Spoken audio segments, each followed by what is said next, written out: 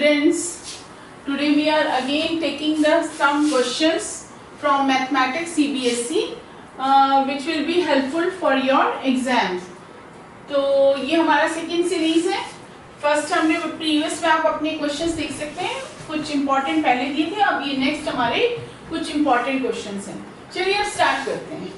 What point on x-axis is equidistant from the point A7, 6, B minus 3 and 4? फिर से repeat करते हैं. What point on x-axis is equidistant from the point A जिसकी value दी है 7, 6, B जिसकी value दी है -3, 4. तो अब स्टार्ट किया जाए.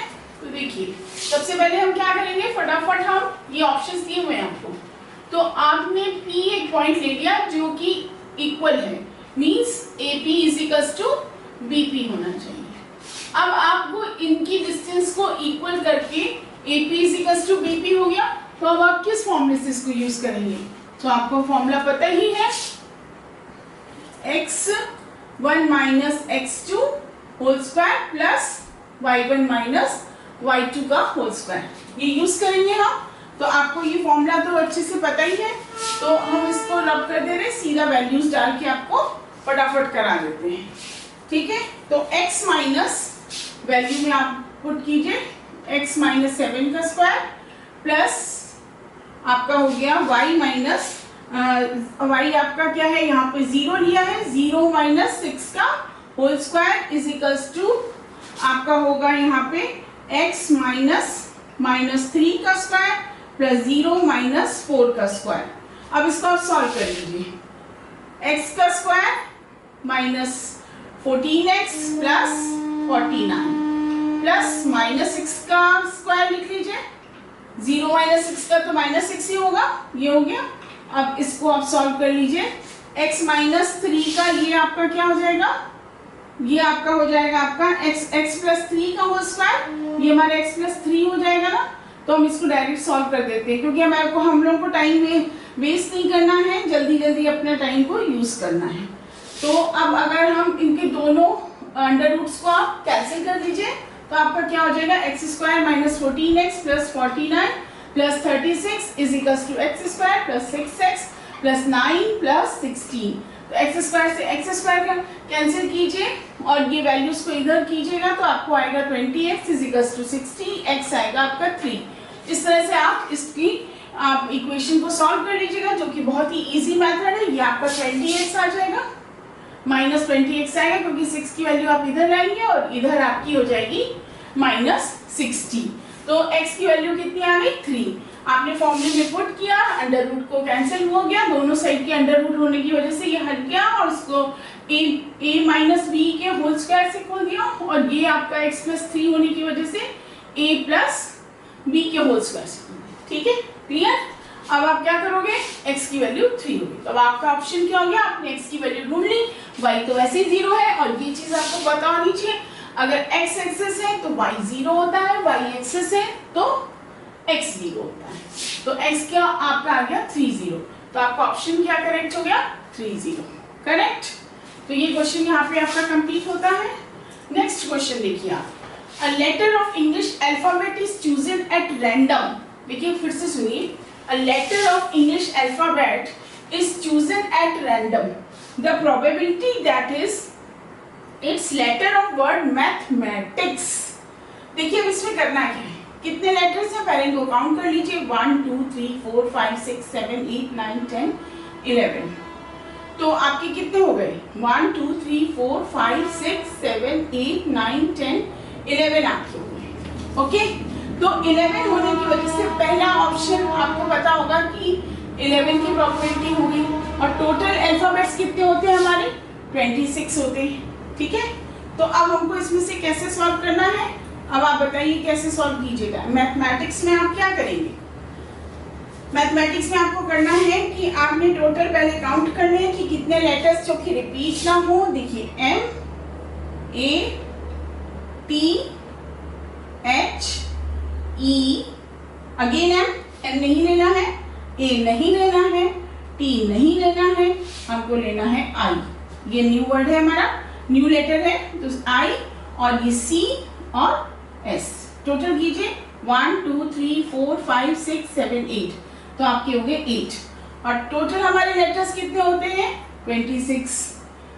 जो भी हमारे अल्फाबेट्स हैं वो 26 हैं। तो अब हमको करना क्या है, इसको रिड्यूस कर लेना है। आपका हो जाएगा 2 4 जा 8 और ये 13 हो गया। ठीक है, आपने रिड्यूस कर लिया।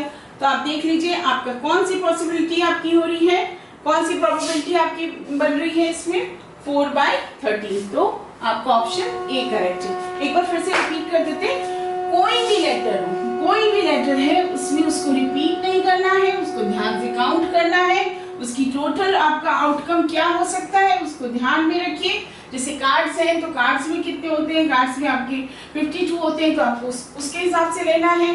यहाँ पे आपके अल्फाबेट्स 26 है तो आपको 26 लेना है। ठीक है। Question number 3, a bicycle wheel makes 5000 revolution in moving 11 kilometre, find the diameter of the wheel. देखो क्वेश्चन क्या है, अ बाइसिकल व्हील, जो व्हील है बाइसिकल का वो कितने राउंड लगा रहा है 5000 रिवॉल्यूशन कर रहा है। इन मूविंग कितने डिस्टेंस करने में, अगर 11 किलोमीटर जाता है तो इतनी बार वो राउंड लगाता है, रिवॉल्व होता है। Find the diameter of the wheel, तो उस व्हील का डायमीटर क्या होगा। जैसे मान लीजिए व्हील है तो इसका डायमीटर कितना होगा कि भैया वो इतने रिवॉल्यूशन लगा रहा है। तो देखिए जब भी इस टाइप का कोई क्वेश्चन आए तो आप सबसे पहले इस फॉर्मूले को एकदम अच्छे से मेमोराइज कर लें। डिस्टेंस मूव्ड इन 1 रिवॉल्यूशन, एक चक्कर लगाने में उसको उसका फॉर्मूला क्या है। अगर आप 1 रिवॉल्यूशन फॉर्म कर लोगे तो आप अपने आप निकाल लोगे कि उसका डायमीटर क्या है। तो फॉर्मूला देखिए, डिस्टेंस कवर्ड इन 11 किलोमीटर। अब कोई जो भी डिस्टेंस दी हो आपको, distance covered in 11 kilometre upon number of revolution. अब यहाँ पे 11 थी इसलिए मैंने 11 लिखा है। तो आप क्या करोगे, सबसे पहले क्या करोगे, पहले तो आप ना यूनिट पे ध्यान दो कि पहला आपका काम होगा यूनिट को देखना।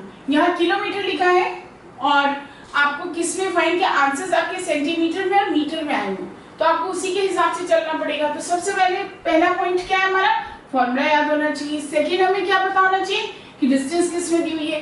तो हम 11 किलोमीटर को मीटर में चेंज कर लेते हैं पहले। तो 11 को हम 1000 से, तो सब बच्चे जानते हैं 1 kilometre is equals to 1000 metre, तो हम इसको 1000 से मल्टीप्लाई कर देंगे तो ये हमारा आ गया। और रिवॉल्यूशन कितने हमारे 1000 कैंसिल हो गया, तो हमारा 11/5 हमारा डिस्टेंस मूव्ड इन 1 रिवॉल्यूशन। ये हमारी डिस्टेंस आई है कि एक रिवॉल्यूशन में कितनी डिस्टेंस, अगर एक चक्कर लगाने में वो इतने मीटर चलता है। क्लियर, बिल्कुल क्लियर हो गया होगा कि अगर एक रिवॉल्यूशन करने में इतना मीटर वो चलता है। तो हम इसको इरेज कर देते हैं, फिर आगे का करते हैं। तो देखिए अब हमने ढूंढ लिया 11/5। अब सर्कल का हमको अगर फाइंड आउट करना है तो हमको इसके लिए रेडियस चाहिए होगी इसकी। तो रेडियस कैसे फाइंड कर सकते हैं, हम उसका सरकमफ्रेंस को पता लगाएं। तो सरकमफ्रेंस का फॉर्मूला तो आप सभी जानते हो 2πr है। ठीक है, तो 2πr इज इक्वल्स टू 11/5। ठीक है, 11/5 लिख देंगे। अब हम इसको सॉल्व करते हैं। सब जानते हैं बच्चे कि 2 × 22/7 और रेडियस हमें पता लगाना है 11/5। क्लियर, तो अब ये देख लो फिर से 2πr इज इक्वल्स टू 11/5। ये वैल्यू पुट कर दी, r हमने ऐसे रख लिया, क्रॉस मल्टीप्लिकेशन कर दिया। 11 × 7, 22 × 5 × 2, ये हमारा 11 2 हो गया, हमारा हो गया यहाँ पे 7/20। कितना आ गया हमारा 7/20। देखिए r की वैल्यू आपके पास में आ गई 7/20 मीटर। ये आपका मीटर में वैल्यू है, लेकिन आपको यहाँ पे किस में दी हुई है वैल्यू, सब सेंटीमीटर में दी हुई है। तो आपको इसको चेंज करना पड़ेगा, तो आप फटाफट इसको चेंज कर लीजिए। तो 1 metre is equals to 100 centimetre. अच्छा, ये अभी आपका रेडियस आया है, पर आपको फाइंड आउट क्या करना है, डायमीटर। तो सबसे पहले तो आप इसको पहले 2 से मल्टीप्लाई कर दीजिए, तो 7/10 आएगा। ये आपकी वैल्यू आ गई। अब आपको सेंटीमीटर में करना है, तो आप इसको 100 से मल्टीप्लाई कर दीजिए, तो कितना आ गया आपका 70 सेंटीमीटर। तो देखिए इसमें कुछ मिल रहा है, क्वेश्चन नंबर आपको सी मिल रहा है, तो ये आपका करेक्ट हो गया। ओके, फिर एक बार रिपीट कर दें। एक बाइसिकल जो कि 5000 रिवॉल्यूशन कर रहा था, उसकी डिस्टेंस दी हुई थी, इसको बहुत ध्यान से देखा। फिर उसके अंदर डायमीटर फाउंड आउट करना है, तो C is equals to 2 pi r का फॉर्मूला यूज किया, उससे रेडियस ढूंढी, रेडियस को डबल किया, डायमीटर हुआ, डायमीटर से हमने अपने ऑप्शन पे ध्यान दिया कि हमारे ऑप्शन में सब तो सेंटीमीटर है, तो हमको उसको सेंटीमीटर में चेंज करना पड़ा। तो 100 से मल्टीप्लाई करके सबसे पहले इसको 1000 में किया था, फिर मीटर से आए, मीटर से सेंटीमीटर आए, फिर अपने आंसर पे आए। क्लियर? अब fourth, the mean of the first and natural number is. जब हमें मीन निकालना होगा तो नेचुरल नंबर दिए होंगे तो किस फॉर्मूले को यूज करेंगे? तो देखिए ऑप्शन ए है मीन निकालना है, फिर से इसको पर बहुत ध्यान दीजिए, मीन निकालना है हमको, तो फॉर्मूला कौन सा यूज होगा? नेचुरल नंबर है तो n plus 1 upon 2, b n plus 1 bracket में, c n plus 1/2, d n plus 1। तो आपको ये फॉर्मूला आपका करेक्ट है, n प्लस 1 अपॉन 2। तो जब आपको मीन निकालना हो तो आप ये फॉर्मूला यूज कीजिएगा, तो आपका मीन निकल आएगा। Okay, now question number 5। If the mean and median of distribution is 26.8 and 27.9 respectively, find its mode। हमें क्या फाइंड आउट करना है? मोड। देखो तीनों चीजें हैं इसमें, मीन भी है, मीडियन भी है, और फाइंड आउट करना है हमें मोड। ऑप्शंस ये दिए हुए हैं आपके पास में। अब इसको सॉल्व कैसे करना है, आपको इस पे मेन फोकस देना है। तो इसका एक फॉर्मूला है, उस फॉर्मूले को आपको बहुत ध्यान से देखना है। देखिए मोड का फॉर्मूला है, ये मैं यहाँ सॉल्व कर रही हूँ आपको, जिससे क्लियर आप देख सको। ठीक है, तो मोड का फॉर्मूला होता है 3 मीडियन माइनस 2 मीन। ये आपको फॉर्मूला याद करना है, 3 मीडियन माइनस 2 मीन। अब आपको वैल्यूज क्या दी हुई है, आप उसी तरह से पुट कर दीजिए। 3 इंटू 20, मीडियन आपका रिस्पेक्टिवली आप देखिए 27.9 माइनस 2 इंटू 26.8। ये वैल्यूज आपको मल्टीप्लाई करनी है, मल्टीप्लाई करने से आपको क्या वैल्यू मिल जाएगी, आपको फटाफट वो दिखना है, तो मल्टीप्लाई कर लीजिए एक साइड पे। तो 83.7 माइनस 53.6 आएगा, तो इसके आप माइनस कीजिएगा तो आपको वैल्यू मिल जाएगी 30.1। तो आपकी क्या वैल्यू आ गई? 30.1। तो क्वेश्चन हमारा क्या है कि हमको मोड फाइंड करना है। तो मोड फाइंड करने के लिए आपको क्या याद होना चाहिए? ये फॉर्मूला याद होना चाहिए, 3 मीडियन माइनस 2 मीन। आपने वैल्यूज पुट की, मल्टीप्लाई किया, और आपका ये आंसर आ गया माइनस कर। Question number 6, find the median class, lower limit, class interval, cumulative frequency for median. तो हमें यहाँ पे क्या फाइंड आउट करना है? कई सारी चीजों को हमें फाइंड आउट करना है। एक मीडियन क्लास हो गई, उसके लिए जो फॉर्मूला हम यूज करेंगे, अगर मान लीजिए ऑप्शन में तो ये सब नहीं आएगा। ऑप्शन में या तो वो पूछेगा मीडियन क्लास बताओ, या वो कहेगा लोअर लिमिट बताओ, या आपको बोलेंगे कि क्लास इंटरवल बताइए, या आपसे ये भी पूछ सकते हैं कि आप CF की वैल्यू बताइए, कम्युलेटिव फ्रीक्वेंसी की वैल्यू बतानी है, आपको C की वैल्यू बतानी है।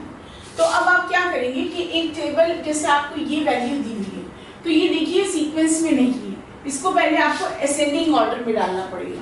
ये आपका है डिसेंडिंग ऑर्डर में, तो आपको इसको किस में करना है? पहले आपको असेंडिंग ऑर्डर में। तो हमने यहाँ पे एक टेबल बना लिया है, एक असेंडिंग ऑर्डर में इसको सेट कर दिया है, और नंबर ऑफ स्टूडेंट्स जो थे वो हमने यहाँ लिख दिए हैं। अब आपको ये फाइंड आउट करना है। तो अब सबसे पहले हमको क्या करना होगा, इनको ऐड कर लेंगे हम। इसको ऐड करने पे हमारे पास में जो वैल्यू आती है वो आती है 90। तो n की वैल्यू हमारी क्या आएगी? 90।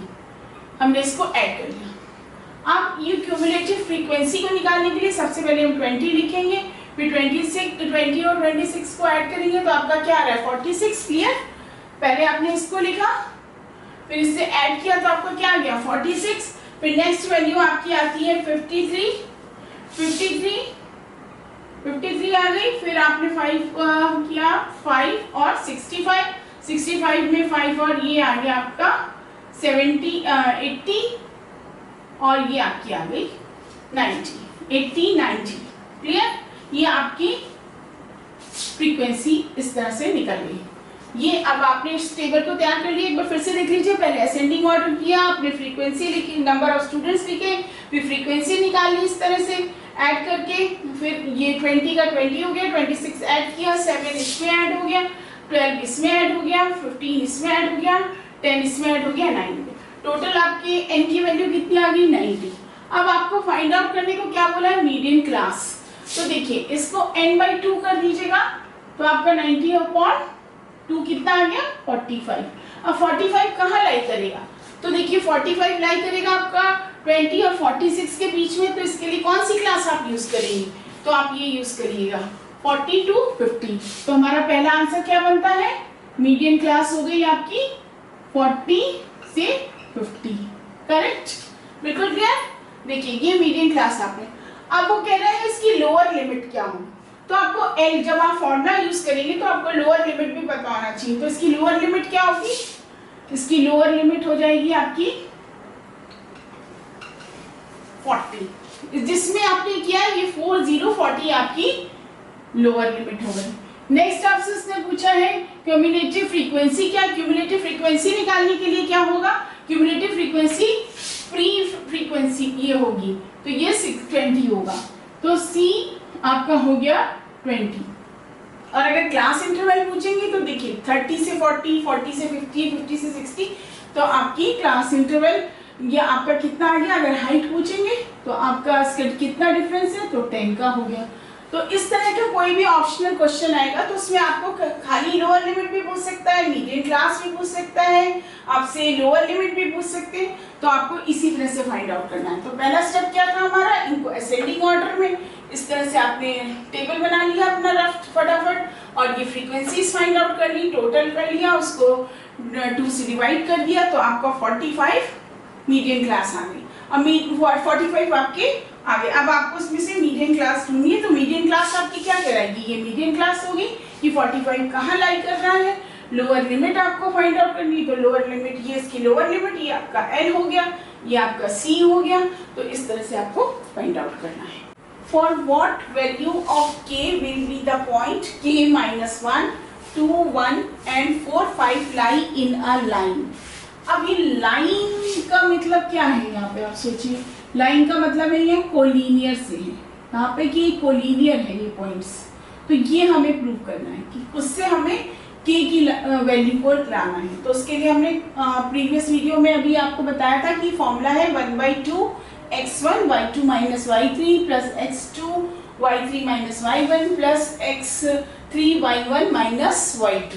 क्लियर है? ये फॉर्मूला आपको एकदम बिल्कुल अच्छे से आप याद कर लीजिए। सबसे इजी मेथड ये है कि फटाफट आप यहाँ पे ये लिख लीजिए k-1, इसको x1 y1 मान लिया, और 2, 1 को आप x2 y2 कर लीजिए, और ये 4, 5 को आपने कर लिया x3 y3।